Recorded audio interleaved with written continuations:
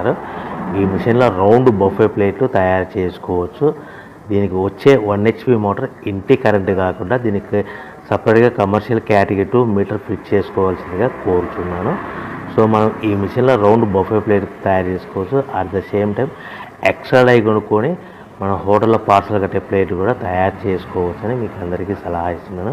కానీ ఈ మిషన్లో ఎలాంటి టిఫిన్ ప్లేట్లని, డోనా కప్పులని, పానీపూరి కప్పులని, టీ కప్పులని తయారు చేసుకోలేమని మీకు అందరికీ తెలియజేస్తున్నాను.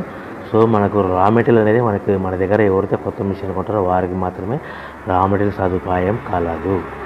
సో ప్రతి ప్లేట్ మీద ఖర్చులన్నీ పోను 10 పైసల నుంచి 15 పైసలు, 10 పైసల నుంచి 15 పైసలు లాభాలు వస్తాయని మీకు అందరికీ తెలియజేస్తున్నాను.